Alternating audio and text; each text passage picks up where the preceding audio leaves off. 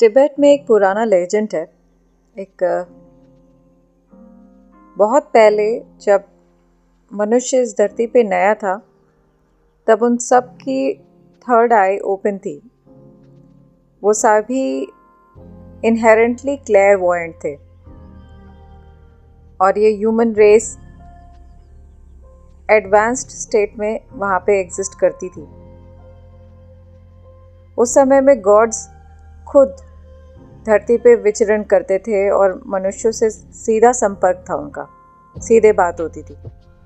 लेकिन फिर भी मैनकाइंड के दिमाग में ये आया कि हमें इनको रिप्लेस करना है।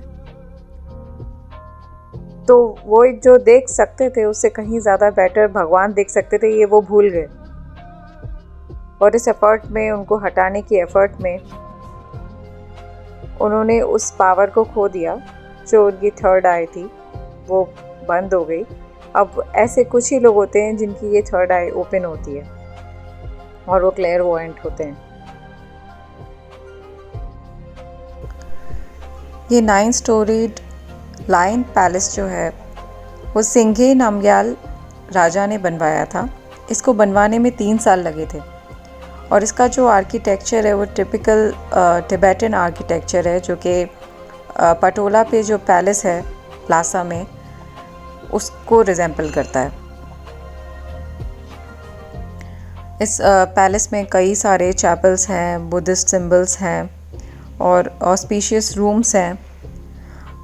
इसकी कहानी ऐसे है कि सिंघे नामग्याल के जो पिताजी थे वो जिस समय राजा थे उस टाइम पे एक अली मीर करके बाल्टिसन के राजा थे, उन्होंने अटैक कर दिया था। और जब ऐसा हुआ था तो इनके पिताजी को बंदी बना लिया गया था स्कार्दू में। और उस टाइम पे इन्होंने पहली बार अली मीर की बेटी को देखा था जिनका नाम था खातून, और वो बेहद सुंदर थी। उन्हें देखते ही इनको उनसे प्यार हो गया था और इन दोनों ने शादी कर ली थी और खातून प्रेग्नेंट हो गई थी। तब अली मीर को एक सपना आता है कि स्कार्दू की लेक से एक लायन निकला है, एक लायन, और वो खातून की इमेज में जाके डिज़ोल्व हो रहा है। तो वो समझ गए कि खातून एक मेल चाइल्ड से प्रेग्नेंट है और उन्होंने सिंघे नामग्याल के फादर को बोला था कि जो खातून का बेटा है वही राजा बनेगा, और उनको लद्दाख का जो राज्य था वो वापस दे दिया था। तो एज़ प्रॉमिस्ड इनके फादर ने सिंघे नामग्याल, उनका नाम रखा सिंघे, जिसका मतलब होता है लायन, और वही आगे थ्रोन के हकदार बने और राजा बने। उनके टाइम में उन्होंने काफ़ी डेवलपमेंट भी करवाया और काफ़ी स्क्रिप्चर्स पे भी काम हुआ और काफ़ी बायोग्राफीज़ वगैरह भी थी जो साधुओं की या उस टाइम मॉन्क्स की, वो लिखी गई इनके टाइम में। लिटरेचर को काफ़ी प्रमोशन मिला। और इन्हीं के समय में लद्दाख एक फ़ाइन क्वालिटी के पेपर का एक बड़ा प्रोड्यूसर बना।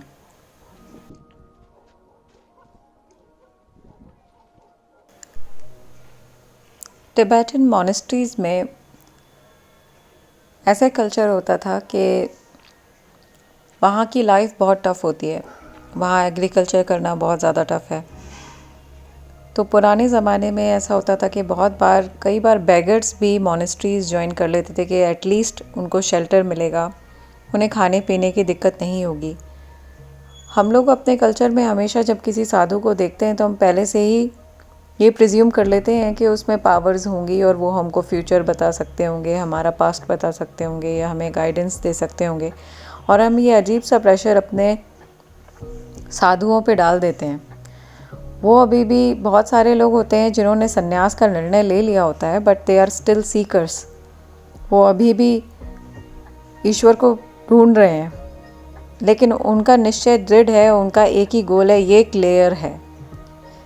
हम लोग अपनी मटेरियलिस्टिक लाइफ में भी, जो लोग सन्यासी नहीं होते हैं, हमारे गोल्स भी ऐसे हो सकते हैं, हम भी सीकर हो सकते हैं, लेकिन हम डेडिकेटेडली वो काम नहीं कर रहे। वही हमारा अल्टीमेट गोल नहीं है। अभी हमको और भी काम है, हमको अपनी फैमिली को भी देखना है, हमें कमाना भी है, हमें समाज के भी कार्य करने हैं। लेकिन वहाँ पे ये काफ़ी क्लियर होता है कि वहाँ पे पुलिस मॉन्क्स हुआ करते थे जो कि वहाँ के लॉ एंड ऑर्डर को इम्प्लीमेंट करते थे। वहाँ पे मेडिकल मॉन्क्स हुआ करते थे और किचन में मॉन्क्स अलग होते थे, वर्कर मॉन्क्स अलग होते थे। हर तरीके की कैटेगरी होती थी और ये अंडरस्टूड था कि अभी तक वो सोल उनमें से काफ़ी सोल्स डेवलप नहीं हैं। क्योंकि वो मॉन्क हैं इसका मतलब ये नहीं है कि उनको वो क्लेयरवॉयंट हो चुके हैं या उन्हें पावर्स हैं या फिर वो आध्यात्म में आगे बढ़ चुके हैं। कुछ ऐसे होते हैं जो बढ़ चुके होते हैं आगे,